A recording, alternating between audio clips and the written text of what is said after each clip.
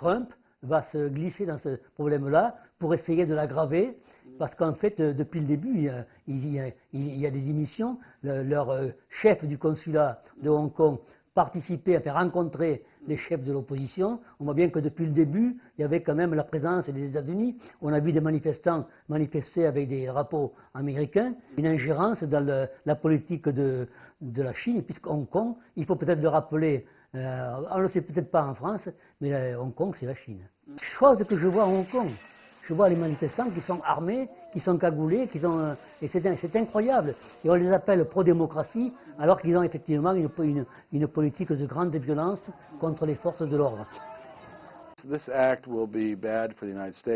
Cet acte sera mauvais pour les États-Unis et pour la Chine. Il amènera les États-Unis à s'immiscer dans les affaires intérieures de la Chine, et ce n'est pas bon pour les États-Unis ni bon pour la Chine, car cela ajoute au conflit entre les deux pays.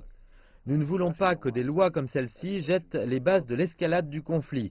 Nous ne voulons surtout pas voir ce genre de choses, et je pense que cette loi est un pas en arrière.